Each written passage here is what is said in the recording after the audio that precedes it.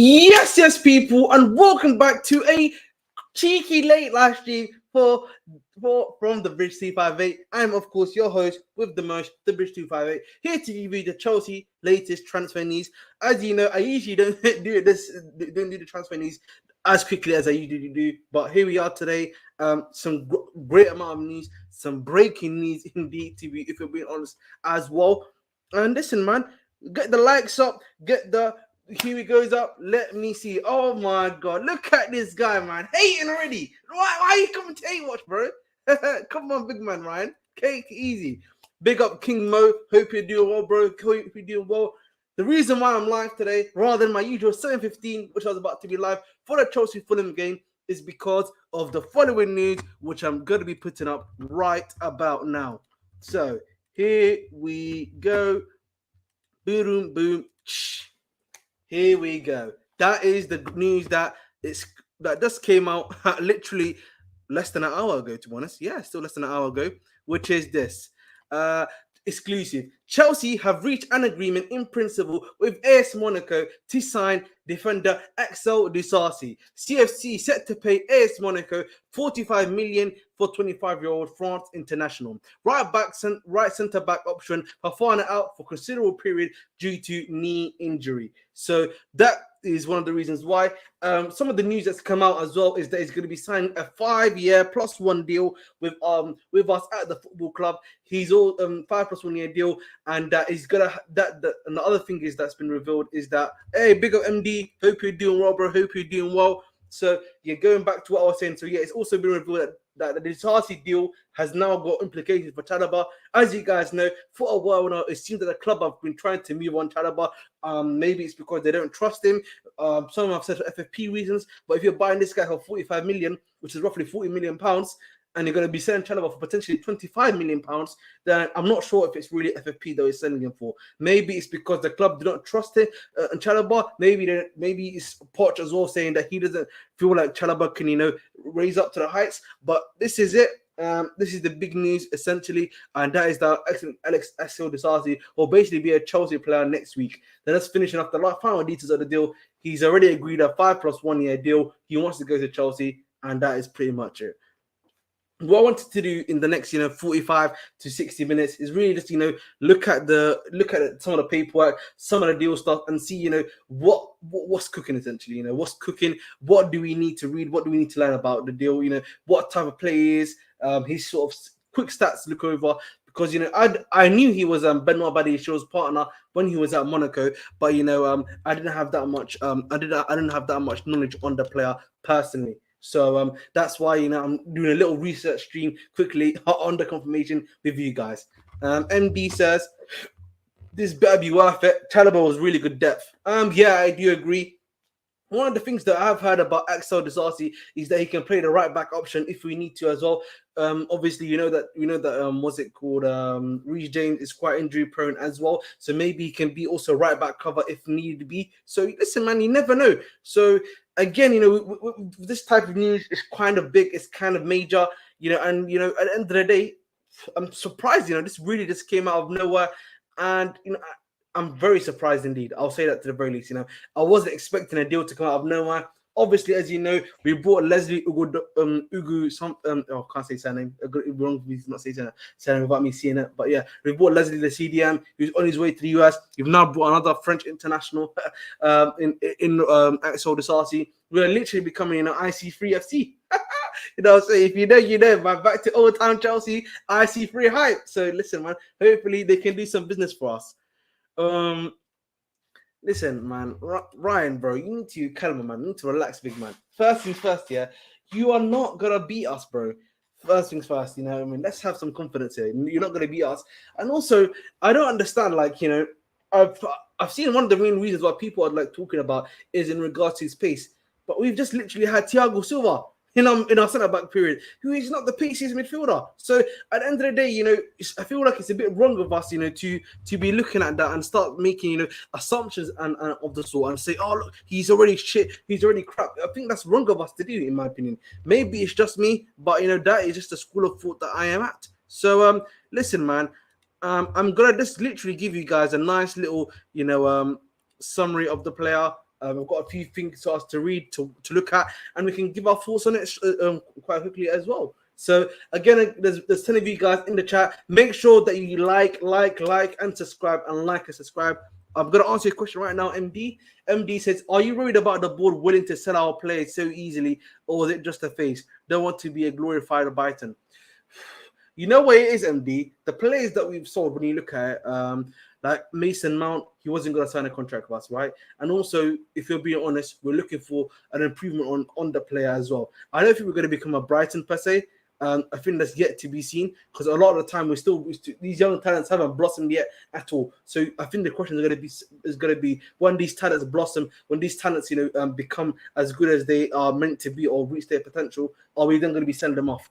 And that's the big question you got to ask. But when you look at the club, they're signing these guys to very long-term deals, 6 years, 7 years, possibly 8 years in some cases. So clearly they have a belief in these guys to be in the squad for a very, very long time. So at least from their actions and from the stuff they're doing, I wouldn't say so, to be honest.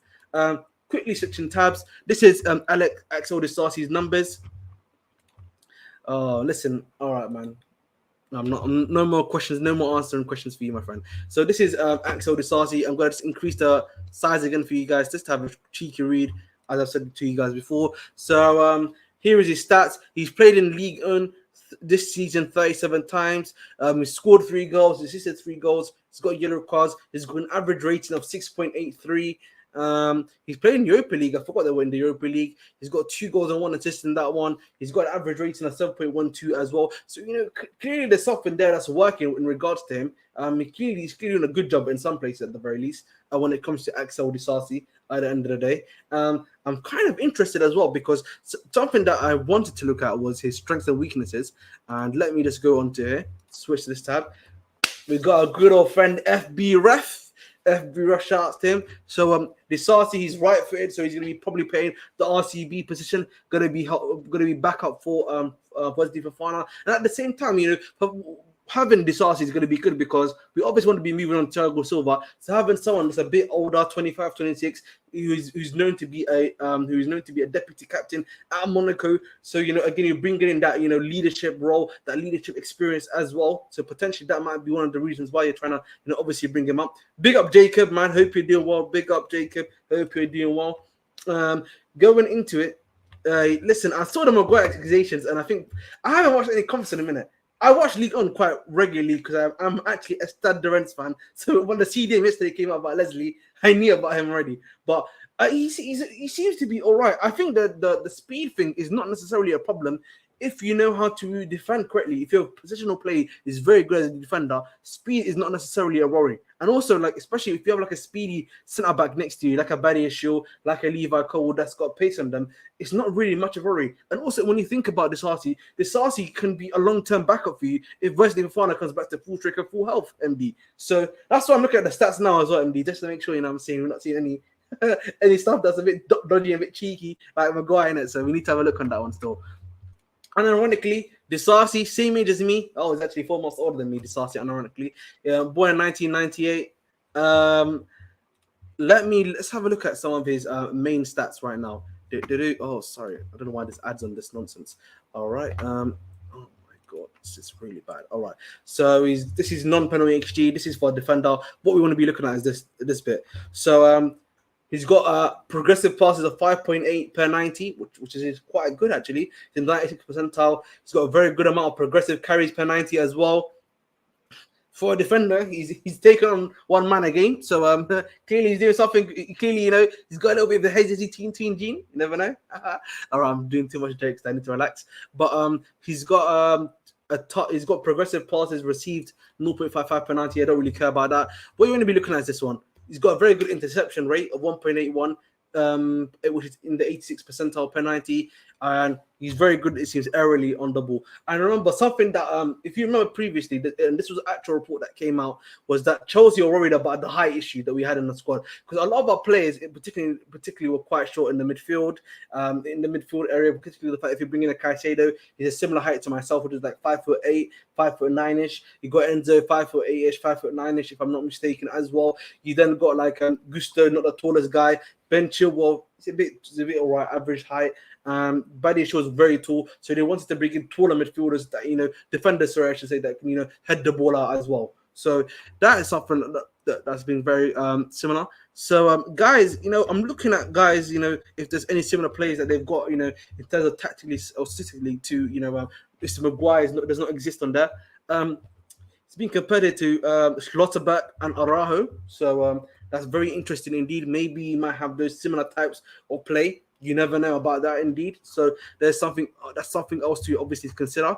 And listen, I'm going to go to detailed stats because I want to see the complete sky report, because I want to see the defending pit in general. What are we looking at in terms of that? Sorry about these ads again, man. It's kind of annoying. Oh, come on, where is it? Oh, there you go. So we don't care about shooting. Passing wise, yeah. So look, so actually his passes into the final third is very interesting. He's got 5.8 passing into the final third, which is very good. So similarly to how Cole's got that balls that you can bring in that can be like a deep line playmaker that can cut through the midfield all the way into the attack. It seems that he's got a similar style to the similar style to that. I haven't actually looked at that the MD. We're gonna get to that soon. I'm just looking at what his stats are and like his some of the stuff that that he's done initially before we look at his injury history. But we'll get there inshallah.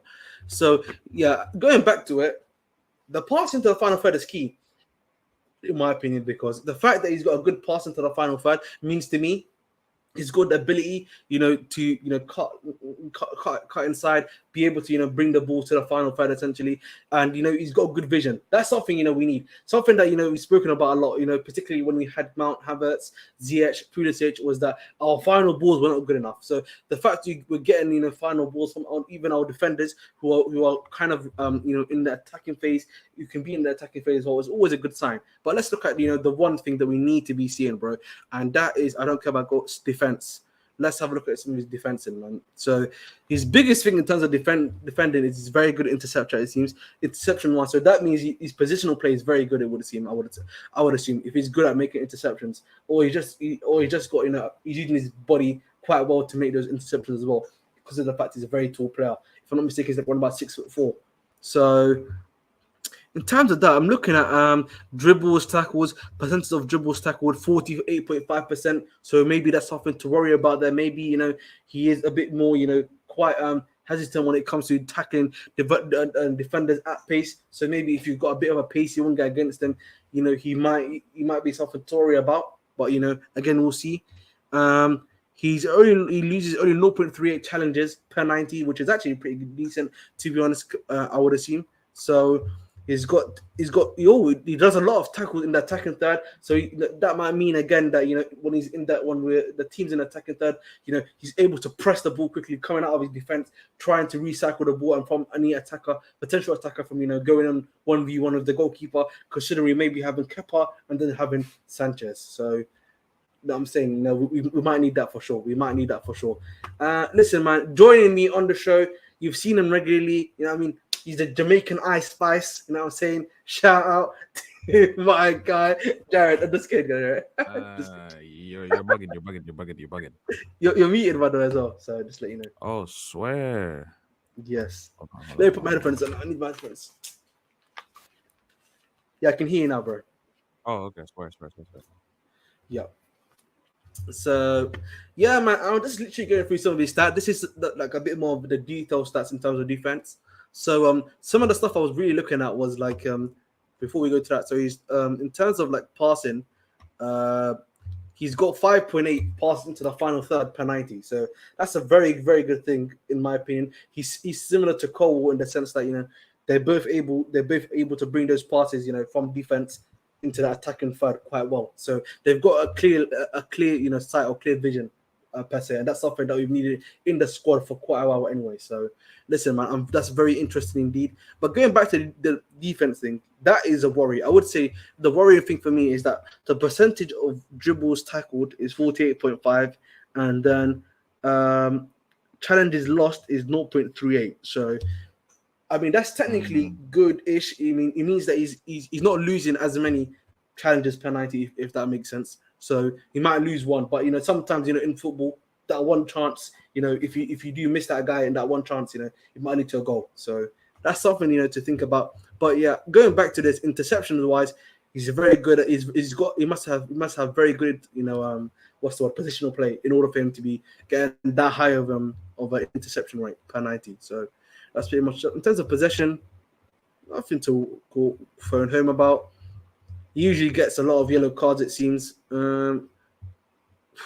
That's pretty much it. Penalty kicks conceded, none. So he's pretty good. Big up, Jez. You know what, bro? Jez, if you want to come up or if you have the time, you've also got the link. You probably know a bit more about him than me. So if you can probably give a little thing for us in the chat so we can understand a bit. But go on, bro. What do you think about the signing, Jared or Chopper Life? See, I don't know much. I don't know much about him, to be honest. I mean, I've seen United links and stuff like that, but besides United being linked to him, I don't watch the French league as often as I used to. I mean, even though I usually just watch like PSG or something, I don't really watch teams like Monaco or whatever. But it's not even like just because they play for Monaco or whatever. It's just like I just don't know much about it. But I mean, just Big up to you. looking at it in general, it depends how you interpret it, how you interpret the stats. Because just looking at like defensive stats and seeing that he has a low percentile or he's in like a really low percentile group for certain stats like tackles, clearances, and stuff, that's very misleading in the sense that a team with loads of possession for majority of the games that they play a season, obviously a defender isn't gonna have like really inflated defensive stats, because you can look at say a team like Burnley like 2 seasons ago in the Prem, you'd have, let's say, one of the Burnley centre backs at the time had a better set of defensive stats than Thiago Silva, but you wouldn't dare fix your mouth and say that the Burnley centre back is better than Thiago Silva. It's just how you'd have to interpret it in the sense that you have to know how Monaco play in general, whether they play very possession based and how they pass, because you look at his passing stats and you compare it to how his defensive stats look, and his passing stats are obviously insanity for a centre Exactly. back Yeah. with how he passes into the final third and stuff. And it just begs the question, is it that he's bad defensively, or is it just that, or is it that what is it, that they have, that Monaco plays a system where they have so much possession that he doesn't have to tackle as much, and that his True. his defensive prowess isn't as tested compared to a team like how we were last season, And we where were facing live bodies. we couldn't hold the ball to save our life, and we're giving the ball away so easily from the midfield, and we had to rely on 100%. individual brilliance from Thiago Silva and Badiashile and stuff like that to just Yeah. maintain the ball or just get a counter attack off. Just quickly, I think we shouldn't judge him until he comes to Chelsea and see what he's like. People were saying Badiashile wasn't good until 100%, bro. I'm not even like judging him, to be honest. I'm just interested in the signing. But as I've said, one thing I was saying CFC 2023 is that if this deal has happened, and Liam Toomey reported this as well, if this signing happened, it means that Chalobah's on the way, bro, on the way out. But I don't know what club's interested in. The only club we've known about him was that Inter Milan were interested in him. So it's interesting. We're gonna see about that. Jazz, yeah, bro, I agree, bro. I thought we needed a midfielder, to be honest.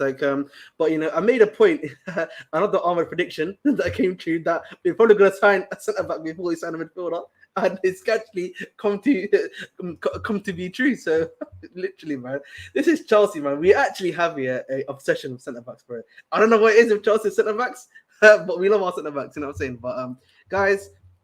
Ironically, we had all of these three defenders, centre backs, are all part of Chelsea Football Club. Can you believe that? Benoit Badiashile is on the left. Malang Sarr was playing centre back, middle centre back in the team. Oh my lord! And you've got Axel Disasi, who was playing the RCB in the back three. And Malang Sarr, bro, there's an imposter among us, big man. So there's an imposter among us indeed. But before we head out, I just want to show you guys a little something. This is something that I was predicting. This is something I did yesterday. This is from yesterday's stream. I've got actually some quick breaking news.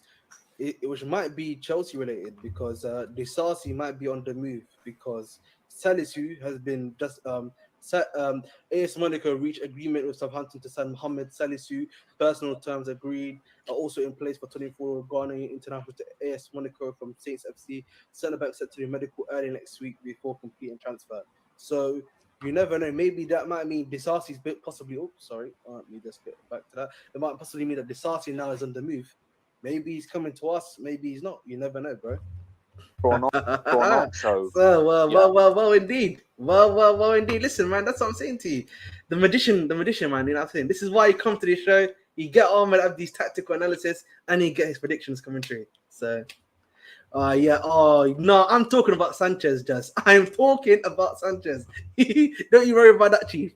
But listen, before we continue, I actually want to look at his injury history because MD shouts out to him was saying something about his injury history. So I'm gonna have a little cheeky look at that. So Apparently, he has a good injury history. I'm not sure.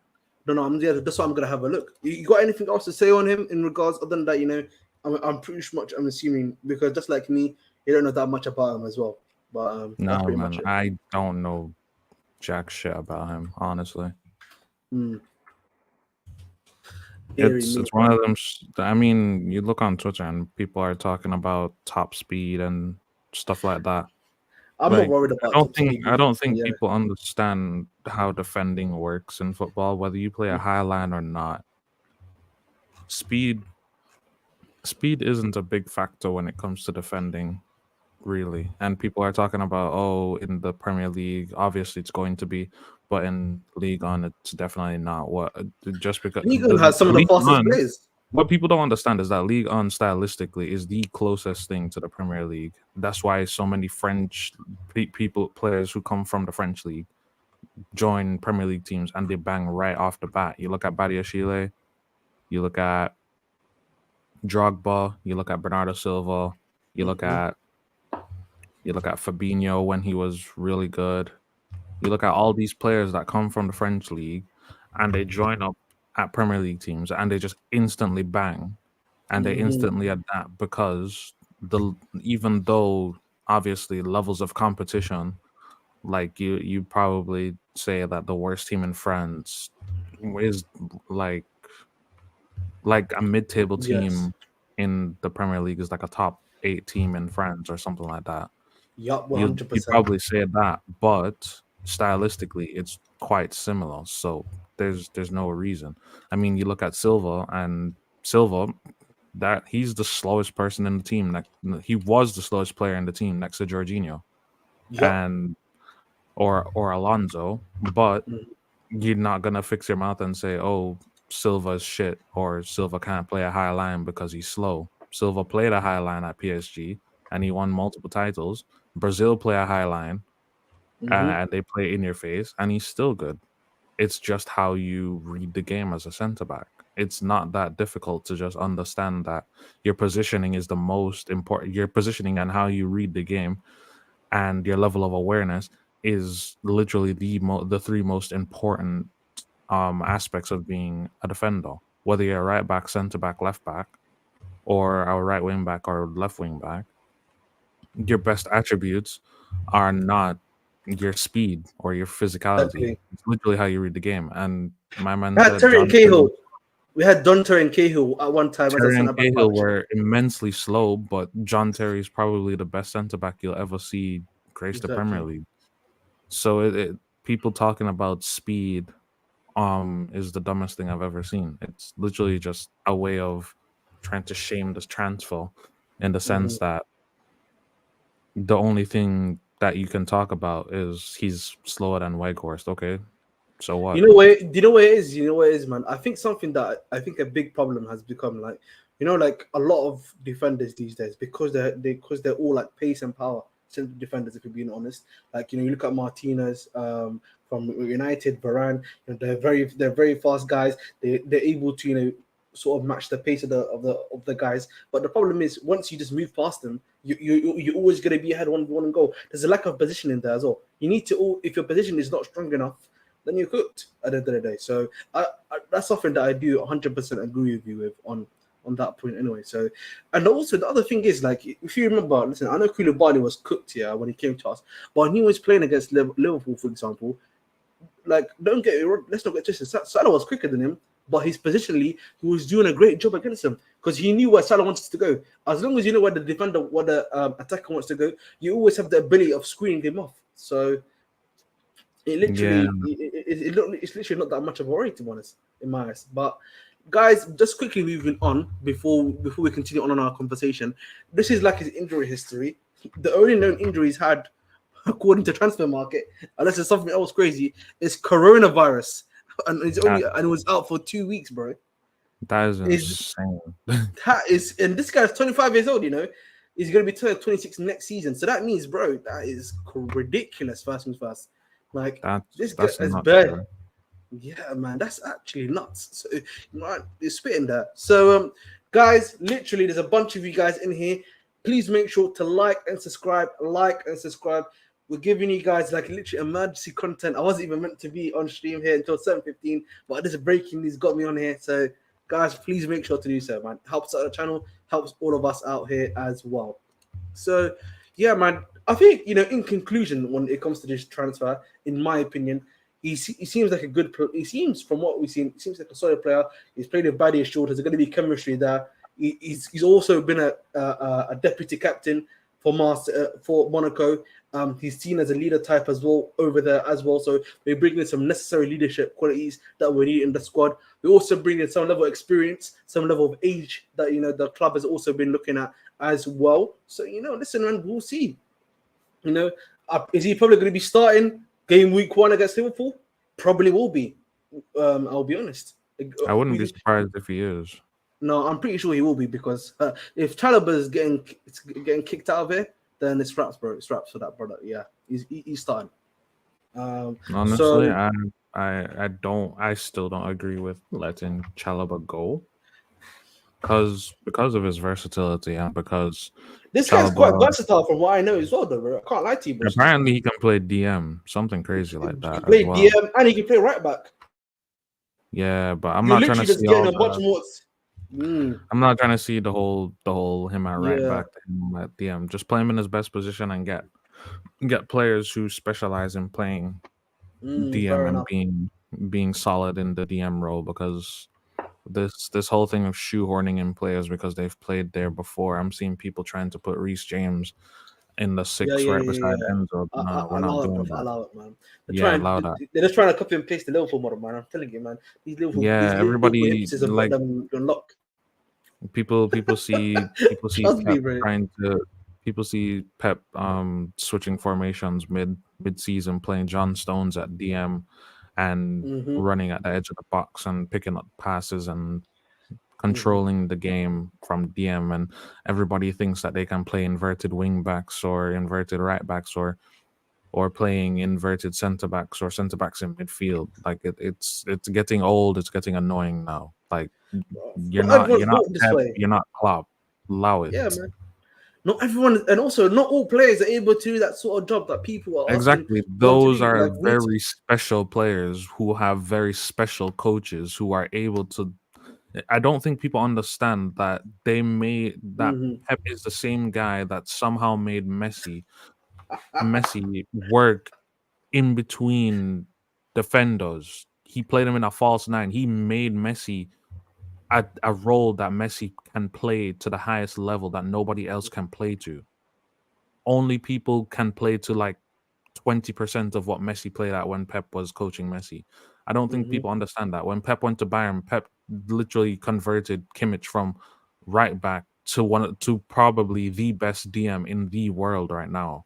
Pep came to Man City and he turned De Bruyne into a machine. He turned Grealish into a chance-creating, ball-possessing demon. He turned Rodri into the best DM in the world. He's created 2 of the best DMs in the world. He's created KDB into one of the most efficient players we will probably ever see for a long time. and he's just turned John Stones from one of the best English centre backs into a midfielder in the space of a few months because he's lost the best fullback in the world. Do you know what kind of CV that is? Do you understand how insane that is? Not everybody can play the way Pep can. Not everybody can play the way Klopp can. Klopp could adjust to a new system because Trent used to be a midfielder in the academy. Trent used to play in midfield in the academy. He just played right back because it suited him.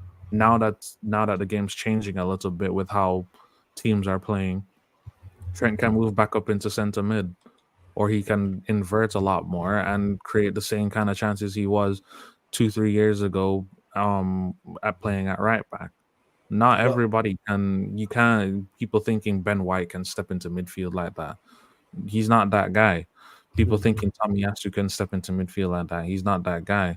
And people thinking Reece James, as good as he is, he's not gonna. I know he's played DM for Wigan and stuff, but let's not kid ourselves. Reece James is the best at right back, and we should be using him at right back to create the chances that we need. We'll have Cucurella or whoever on the left back being that solid defensive anchor and allowing Reece James to go up the field and do what he has to do. But not everybody can play the way that Pep and Klopp can. It's not gonna work. You're just gonna get done out. So I think that's pretty much it. I think on this topic in regards to him, let's move on now to this one, the one which I'm dreading extremely. Well, that is the goalkeeping situation. Let me just. Whoops. Yeah, man. There's two markets. There's like at least 3 markets right now that are completely cooked, and that's striker, DM, and keeper. Those 3 markets are straight cooked. Big up, Oliver, bro. How are you doing, man? What are your thoughts on this signing that we just made? Hey, I'm just surprised that we both called it. You know, I called Sanchez and you called Disasi. So yeah, I know, bro. I don't know. Yesterday, man, you must have had like, you know what I mean, the little what's that little globe that people look into to see the future? We must have had the globe crystal ball, like yeah, we must have been crystal balling like crazy, bro. Yeah, but no, man. It's looking good. I'm hearing good things about this Disasi guy. Looks like a decent replacement. A bit more of an aggressive centre back than what we have at the moment. So, you know, adds a good contrast to the likes of Silva and Badiashile. So I'm very happy with it. Just glad we got someone in finally, so we can, that we can start sort of seeing the squad in its final form, get closer to that. Fair enough. Just give me a quick sec. I'm just getting this. Oh, there it is. I just literally missed the bike. There we go. All right, guys, let's go on to big up Stephanie, man. Hope you're having a wonderful day today. I'm gonna try to finish the stream the next 15 minutes because I need half an hour to eat before they start the next live stream, which is for the Chelsea game. So let's bring this up quite quickly, and that is on Robert Sanchez, and that is according to Nathan Gislin, aka CSC news page. Understand Chelsea have internally decided on targeting Brighton's Robert Sanchez as the goalkeeper to provide competition for Kepa Arrizabalaga. But as of last week, no contact made yet with player side. So that's. I don't know about this one. I don't like the wording of the signing in the sense that we're looking for competition for Kepa. We should be looking for somebody better, not somebody to be on the same level and compete with him. Even though Sanchez isn't better than Kepa, he just stinks. Absolutely, bro. I think he's better on the ball than Kepa, but the shot stopping, Honestly, bro, I'm gonna be real. Honestly, for me, this is not great, bro. This is not great. The 3 worst keepers in the league are Kepa, Sanchez, and that new Luton keeper. Those are the 3 worst keepers in the league statistically, by the way. That's what I'm saying, man. This is and the thing for me, what makes this worse is that, hopefully he's hello, Vikings fans. We do not buy this guy, please. Let's not buy this guy. And then the thing is, if you all this talk here about trying to make Kepa better and all this stuff, you do realize Kepa is in like he's only got 2 years left in his deal, including this year, which we're in. So the way they're talking about Kepa and hyping him up, do you guys not think there's a worry that these guys might consider extending this, brother. Oh no, of course not. I think we're just trying to find a way to survive the final 2 years of his contract, and I guess the idea here is because we're not going to move him on. Let's just get that out of the way right now. He had his best season arguably in a Chelsea shirt last season, and there's still no market for him. It's the wages. So, I think their alternative to that is to try and find competition for him. And it's a terrible situation, but we made this mistake 5 years ago, and there's not much we can do about it right now. Especially because the fact that you got a guy like Maignan, he doesn't actually want to come to Chelsea. So, you just got to look at it from that perspective. Like, it's a terrible situation, but what can we do, really? Yeah, I understand. Jez here says, I tweeted about this when Raya was linked to Arsenal today. Buying keepers to compete for the number one spot at the club level is a massive red flag. And that's the thing, bro. I agree with that because you should have like a automatic number one guy, not a number one goalkeeper. You should not have not have enough trust. You should have trust on some level with one GK over the other. The only situation where I actually think it's acceptable is where Manchester City have Stefan Ortega. Because it's not like Ederson needs him to be there, but Ortega is just such a good goalkeeper just on his own. Like that's just a great option to have for the cups. Like it's not like he needs him there. Yeah, but he's just a cup keeper though. I know, but he's really good though. I think he could start in the Premier League. Yeah, he can. He will start. Ortega can start for at a different club. Yeah, for more than half of the Premier League, he will start. That's the thing. That's the level that Man City are at. They have Ederson, who is so good that Ederson starts for every team in the Premier League, hands down. Probably not Liverpool, but that's because it's Alisson. Let's just be honest. But Ederson's top 2 in goalkeeping in the Premier League. So that's not the thing. The thing is that Man City are at the level where their second choice goalkeeper starts for pretty much every team in the Premier League except for like probably half of the top 6. And Ortega doesn't get in a team over Onana, Alisson, possibly Ramsdale, and maybe that's it. Probably that's it. Ortega starts for every other team. He starts for us. He starts for Tottenham. He starts for who's the other Big 6 club? Fucking United. Wait, who's the other one? Am I missing somebody? Us. Chelsea, United, Liverpool.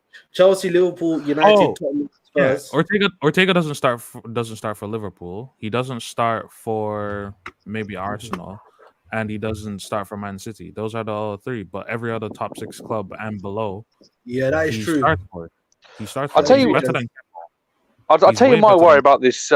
With this Sanchez thing, though, like I brought it up yesterday just as kind of like a possibility. I never really said that I wanted it to happen, but I've had a little think about it this morning, and one of the things that worries me about this is that if we're still going to be in this Caicedo thing, that's obviously we're going into negotiation with Brighton for another player now. Could they do what they did last season? Because you remember with the Colwill loan, we had to pay more for Cucurella in order to not have a optional obligation to buy in the loan. So do you think they could perhaps overcharge us for Sanchez to try and say, we'll be more open to selling Caicedo if you overpay? I dare us to. You know what it is? You know what it is, guys? I'll be real, yeah. After this latest news with Disasi, bro, and like the stuff that also the CDM guy that we brought as well, Leslie, I'm starting to wonder, do these guys actually have a plan B already kind of sorted out already for Caicedo? And it's not Leslie, in my opinion, that's the plan B. Do you think the plan B is already basically being wrapped up at this point? Because I don't know what to expect of Chelsea at this point, because I wasn't expecting Disasi to be signed. All of the stuff we've been hearing was about Gahi, and then it's kind of to be Disasi. Caicedo, we've been hearing about bids coming in, but nothing else. So maybe there's something else that's coming that we just are not aware about. The thing is with this board is, it seems like they like this smoke screen tactic all of a sudden, where they have like a very vocal transfer that obviously we know Caicedo is our primary target since the start of the window. We already knew that. We tried to do the Ugarte thing and it didn't work, and tried to work on Caicedo in the background, but obviously Ugarte, he got priced out by PSG, so we just walked away, and then we started focusing in quotes, on Caicedo. Mhm. But the thing is, what we do a lot is what I'm seeing right now is that we like the smokescreen tactic where we have like a very vocal list of names just out in the media, and every ITK or journalist is just hop, skipping, jumping all over the place, trying to pick up Exactly. bits and bobs of of news surrounding those players. Like we put Jackson, we like the way we got Jackson, right? Where they're talking about Vlahovic and Latura Martinez, and all of a sudden we Oshiman, can, yeah. and Oshiman, Yeah. and And all of a Jackson just sudden, came out. Came out of and nowhere. then Jackson. then the next week we confirm Jackson within 2 days, Yeah. and then and then what is it now? I mean, you can even go back to Badiashile, because Badiashile was actually the alternative to Josko Vardiol. Yeah, we're talking about, oh, we're ready to bid, or we have an agreement, or we're close to an agreement with Gavardiol. It literally And right, manifested itself in 2 days, and like, boom, there he is. yeah, Like, and then all of a sudden Badiashile is at Cobham within 3 days. yeah, So the thing is, I have this newfound trust for the scouting system, because since that last summer they haven't missed. They literally haven't. I mean, you can say, oh, Mudrik Oh, some Mudrik breaking news quickly. but Let me just sure. switch it. Huh? Huh? US US Salernitana 1919 are interested in Andre Santos, but the cost of his Chelsea salary makes the negotiations difficult. Oh, According to that's Martin. nah. I'd rather Oh, keep look Santos. who's here, man. Listen, man, we've got a special guest. You know, this guy, you know, you see him on Casually FC. He's the second co-host alongside Marshall. We see him with me and Oliver. Big up to, you know, I think this is that Safa? Is it? It Right? is, yeah. I'm just kidding. I'm fully late. Yep. That's why. How are you doing, man? You doing okay? Yeah, I'm doing good. I was like, I was on the way back from work, and I slept in. It was an hour ride, so I had a nap in the car, right? Yeah. And then all this Chelsea news suddenly just dropped while I was asleep. So I had about 48 notifications or something. I was like, what's going on? What's going on here? You know? Okay. Have we signed Fair enough. Caicedo? I thought it was a Caicedo thing. I thought it's done. It's done. Caicedo's done. It was this Axel Disasi. Yeah, I'm gonna call him Disasi. Yeah, you can say Axel. Call him Axel on the back. That's what he should have. Yeah, just call him Axel. Hey, fair enough. That's what he should have. They should do that. Promote him as Axel. Yeah, that's cold still. Yeah, man, we were just literally actually was speaking about him. Obviously, you know, as I'm like the one of the most like French knowledge here, other than Jess is here as well. Like he seems like he's pretty good. Positional plays quite well. Speed is not necessarily like a big issue for me if you know how to, if your positioning is quite great in a way. But again, like we'll just wait and see and judge him once, you know, he comes to once he comes to the club. And just quickly, obviously, Chalobah has basically been, I think, is literally on the top of that. I think that's been done. Yeah, I think because Tuomi, who's like the other Chelsea insider for the Athletic, other than Simon. The thing is, Phillips, to an Simon extent, Jordan. you can see that. Yeah. To an extent, you can Yes. see that Chalobah isn't exactly rated around the club. I mean, I don't think Poch exactly rates him either. wants to keep him. I mean, we know that Chalobah is very much okay to be a squad player, to be a backup, to just fill in whenever he's needed, whether it's playing right back, whether it's playing in the six, whether it's playing at centre back, RCB, left CB, whatever it means. We already know that he's very fine with that. But where we want to be now, with how Poch is thinking of building the squad, he wants a compact squad of players who are ready to fight to the very top. And he wants players to be competing with each other for spots, and everybody wants to be on the same page of, if I'm not ready to go to training and be a starter, then what am I doing here? Or what are you doing here? So I think I know I have a soft spot for Chalobah because one, he's always been just like completely abused by certain sections of the fan base for quite literally no reason. Exactly.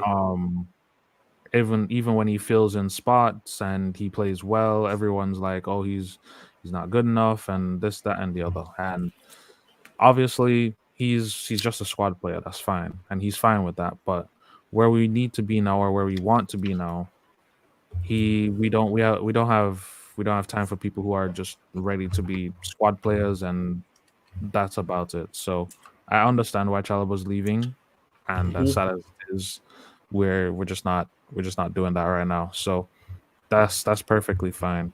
So I'm just hoping that Disasi bangs. I mean, people are talking about speed, but speed isn't that big a factor when it comes to being a defender. So We've got another guy in the building. Shout out to Victor, man. How are you doing, Victor, bro? Hey, Victor. I'm good, man. I'm good. I can't complain. We're making signings. I'm fans can complain. We don't make signings. I can't complain.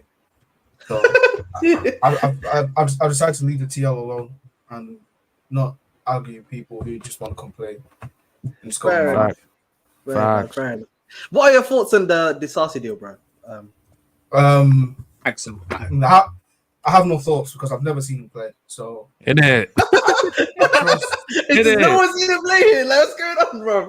Come on, Bro, we're not I've watching seen him Monaco, respectfully. yeah, and I trust the man. people who watched him, the scouts who watched him, to pick up on him, man, and think he's good enough for my football club. That's it. Yeah. I'm not gonna come here and pretend like I'm a scout. I don't get paid to go out and watch football. I don't have time to just watch like League on a random Sunday. I don't have that kind of time. He's 25 years old, so that adds experience to the squad, right? Yeah, and he's the vice Yeah, I captain. guess so, kind of. He was the vice captain of Monaco, so he's people want experienced players, right? And it's been known to be a good their level of experience is like these 29-year-old and 30-year-old men like Jorginho and next man. They don't want actual experience of players who they want experience, but they're begging for Caicedo to join. He's had like 18. I don't think people understand, but one of our most experienced players right now in the team is big up Gabriel Angelo. Bro, it would be interesting to get what are your thoughts on him, and like if you can give us a quick rundown. Where's Strasbourg Steve when you need him? Where's Strasbourg Steve, man?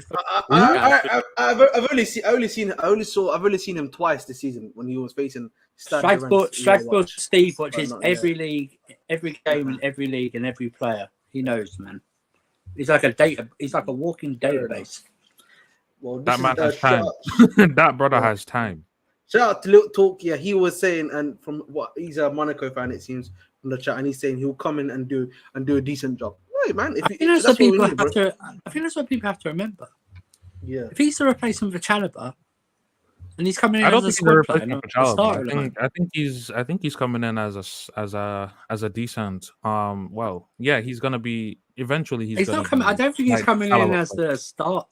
I don't think he's coming. No, as he's a starter. He's just here to fill the gap. No, that's what I mean. He's coming in with, and then he's coming as more of a squad. Role. Yeah. So I don't think that's what people have got to remember. And it's like 45 million. It's like, well, some of you guys want to spend 50 on Gurhi. So what's the difference? You know what I mean? I don't understand. Respectfully, keep Gurhi away. Respectfully, keep Gurhi in them ends. I heard people on Guardiola, and he's like 90 million. So I don't get what. The thing is, Gavardio is a left-footed centre back. We've literally got too many of them right now. You can make it on Cole. You literally got two of them in. What is he going to be able to play the RCB role? Gavardio's never played the RCB role from what I've known from watching him at Leipzig. So, hey man. I don't know, man. This is just the only left-footed centre back that I can ever think of that can play the right centre back role is Max Kilman from Wolves. But I mean, two left-footed centre backs on the field at the same time is not. Oh yeah, I'm pretty sure he is, but I don't know where. I forgot. No. Max Kilman is not gone yet, but Napoli are trying to get him for around about 45 million. But let me see. Yeah, so they're trying to get him. He's still at Wolves. Napoli are just trying to get him because obviously Kim and Jay left the club, so they're trying to bring him in as his replacement. But yeah, man, there's Surfer. I know I want to talk to you obviously about the GK situation. I know that you hate Kepa more than me. Listen, man. What do you think about Sanchez? Do you think he'll be a stopgap, hopefully? And do you even rate him? Because I'm sorry, bro. I don't. It's literally there's two different cheeks of us, in my opinion. Him and Kepa, bro. The terminology I hate is that it's also with this Ray and Ramsdale thing where they go, he's coming in for competition. And I feel myself, why are you being in competition for a goalkeeper, right? And you win your goalkeeper in football. Your goalkeeper, for me, a goalkeeper. I don't want competition for my goalkeeper. I want him to be the undisputed number one. Why would I want competition for my goalkeeper? In an American sports terminology, a goalkeeper in football for me is like a starting quarterback. Right? He's the man. Yeah. The replacement quarterback should only be used when you're 45 points up and you've got loads of the fourth quarter left. So you just give him some rep minutes. I don't want competition for a goalie. Now, saying this, if it's because I've had enough with Kepa. Okay? I've just had enough, right? If it's like a loan with no option to buy and stuff like that, and then you're telling me we're going to go out and spend big on a goalkeeper next year, right? Then I might be to accept it. But under the terms of he's coming in for competition for Kepa, whoever it is, then no. Because I don't think you don't need competition for Kepa because Kepa's not good enough to be competition. For any competition you'd have with Kepa is his wages. His wages are the competition. I don't want competition for Kepa because that means he might play a lot. That suggests he might play a lot. So I just don't understand this. I don't understand, especially if we're not going to go for a big time forward like that. I'd rather pay money. You don't even have to pay big. I've said this before so many times. Are you really telling me, of all the scouts, they can't find a better goalkeeper than Kepa? That's not going to cost a lot either. I refuse to believe that. I agree, to believe there's not a better goalkeeper out there than Kepa, and you don't have to pay like 70 million for them. I refuse to believe that. I just do. I'm sorry. I mean, I like the goalkeeper for Croatia in the World Cup. I know he's moved on somewhere, but he seemed to show good levels and stuff like that.